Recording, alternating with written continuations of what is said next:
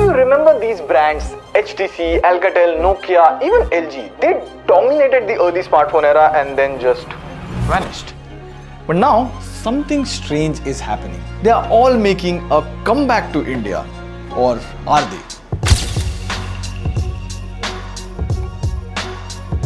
Now, let me take you back to 2016. The Indian smartphone market was brutal. Like one by one, brands that once ruled started falling. HTC couldn't compete with Chinese brands. LG shut down mobile division globally. Alcatel was acquired by Nokia, then disappeared. Sony pulled out of India completely. The graveyard was full. The war seemed over, but now in 2024-2025, these dead brands are suddenly alive again. Alcatel launched 3 new phones. Acer entered with budget smartphone, and you might be thinking, nice, more brands, more competition. Well, not exactly. Now recently I watched Madhav Seth's entire podcast. There are new announcements on Twitter about a lot of new emerging smartphone brands. In fact, this was the exact post which made me curious. 4-in-1 display phone. Also, I saw Rakesh ji's video about it. Gandharbi video was really good. But I have a slightly different and interesting take on this entire saga. Now, before we get to the video, here's an important announcement. See, we always wanted to make the biggest tech space on YouTube, and this is not a single person job. We need good people. And at the moment, we are hiring for one really good video editor who likes to build stuff and want to make something really big. The only thing, there are 2 requirements. Number 1, this is a purely on-site job, so you'll have to relocate to Delhi NCR, and you need to have the relevant experience of a video editor. And number 2, if you can edit TechWiser level videos in 1 to 2 days, we need you. And bonus points if you already know FCP, that's Final Cut.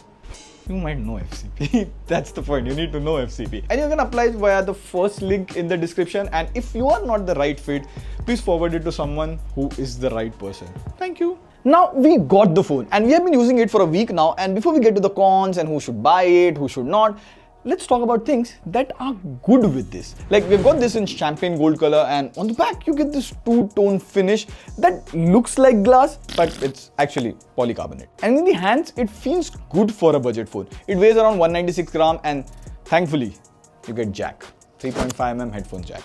It even has a dedicated SD card slot. However, it supports only one physical SIM and another one is an eSIM.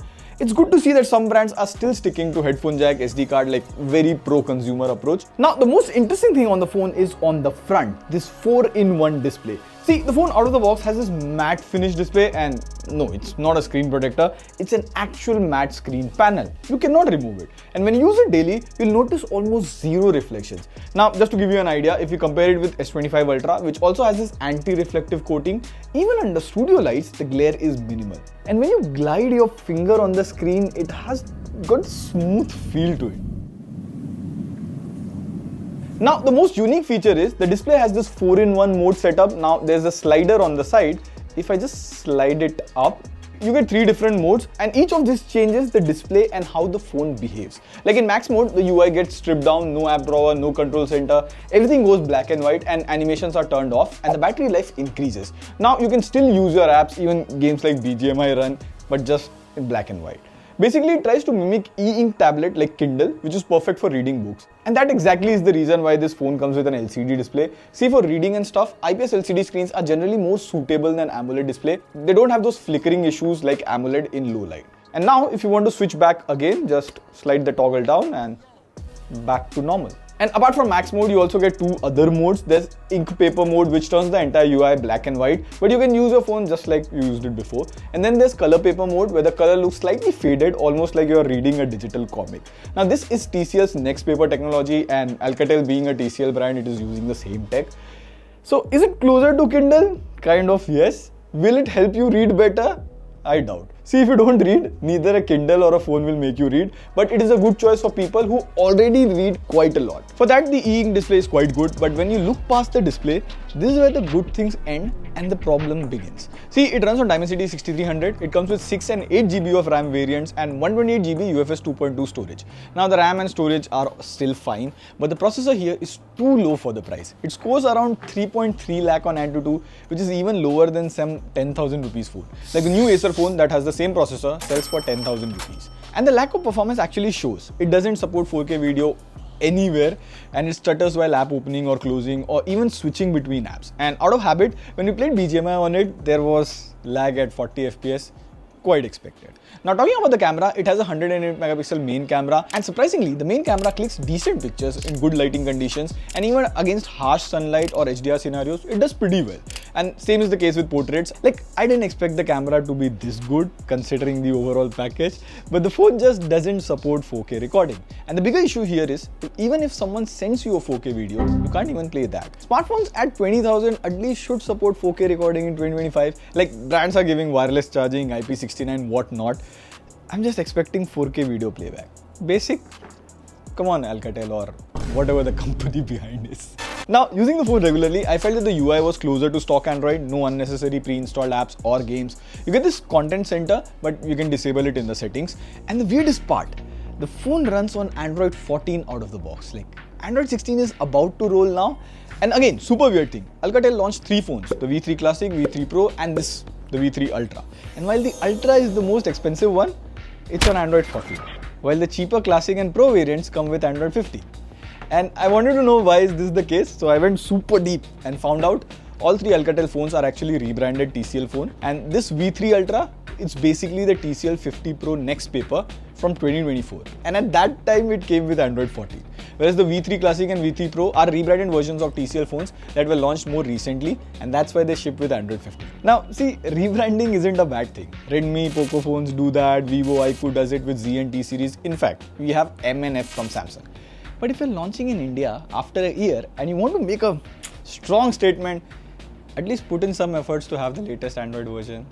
This just feels like a missed opportunity. Now it comes with 5010 mAh battery, and battery life is actually solid. Now in my usage of watching Netflix, scrolling through reels and some basic stuffs, it easily lasted for more than 1.5 days on a single charge. It also comes with a 33-watt charger in the box, and it takes somewhere around 90 minutes to go like 100%. Now apart from the display, there's another feature, the stylus.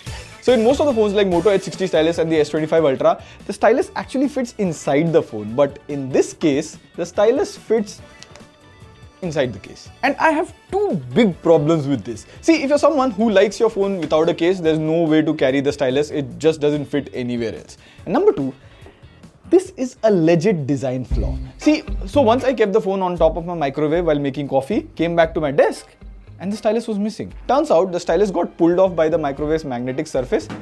Yep, the magnets on this stylus are so strong, they can detach from the case and stick to anything metallic. Now imagine you're sitting on a park bench, phone in your hand, vibing with your friends. The stylus just quietly slips off and sticks to the bench frame. You won't even notice. And that's not it. Speaking of the functionality of this pen, it's pretty basic. See, on the Moto H60 stylus, the moment you pull out the pen, the Notes app opens automatically. You can quickly jot things down. That isn't the case here. You have to unlock your phone every time to take notes, and not just that, Moto has some other cool stuff like sketch to image, handwriting calculator, etc. Here, the only good feature you get is this digital signature. And what is worse, the stylus works only on this pre-installed app JNotes, and the app is not free to use. You have to pay to write notes. Like, the whole purpose of buying a phone with stylus is to take notes. Like, the least you could have done is made your own notes app. Like, come on. So to summarize, see, this phone is like a movie with a great trailer, unique visuals, cool concept, even a cameo from a big superstar. But once you actually sit down to watch it, you realize the storyline is kind of weak. The matte display is definitely cool addition, the ink mode is unique, a stylus under 20,000. But then there are compromises like the processor, software and the basic stylus features which are paid. It's like they had a really interesting idea but didn't follow through on the execution, or the company just didn't want to put any efforts. Now to answer who is this phone for, if you're someone who reads quite a lot on your phone and do very casual tasks like messaging, scrolling through reels, etc., you can check this out, but I believe for 99% people, I would say there are better smartphones at this price, like the CMF Phone 2 Pro, the Oppo K13, etc. But the topic of this video is not just this phone. There's something bigger. With all of these brands making a comeback, here's what's actually happening. And this is the part they don't want you to know. None of these brands are actually making phones anymore. This is the real business model. Step 1, Indian startup needs instant brand recognition. Step 2, dead brand needs more revenue without investment. Step 3, they both sign a licensing deal. Example, Alcatel plus Pagic Electronics, Acer plus Incal Technologies. HTC is continuously in talks in India via royalty model. They're searching for good partners and they're not getting any. And there's nothing bad about this model. See, in simple words, this is how it works. The phone has a brand name on the front, and at the back, the Indian startup handles everything: manufacturing, marketing, distribution, customer service. The brand just lends their name. Same is the case with this Alcatel phone. And I'm not saying these licensing comebacks are bad. They're bringing some innovation and competition, but they're also bringing confusion and false promises. Like you see with Honor, people have no service center to go to. The CEO has turned off comments on the tweet, and he's building 2 new smartphone brands and appearing as honorable guests on multiple podcasts. These licensing brands disappear like thin air, and then the buyer, you and me, are left alone. Bold prediction, here's what I think will happen. Short term, more dead brands will attempt this licensing model and make a comeback. Medium term, consumers will get smarter, start looking beyond brand names. And in the long term, only brands with real investment will survive. Now what you can do, see, don't buy a phone because of the logo. Focus on actual performance over nostalgic feelings, because at the end of the day, it doesn't matter if the brand is back. What matters is whether the phone is actually good. And that's something to think about the next time when you see a comeback brand promising to reclaim their former glory. Share this video with everyone so that they are aware and wiser. Subscribe. This helps us make such deep dive explainer videos. This is Pradeep, TechWiser. Pew, pew, pew. Oh, hold on. We'll use the stylus. At least it'll come use here. Another use of the stylus. Pew, pew, pew.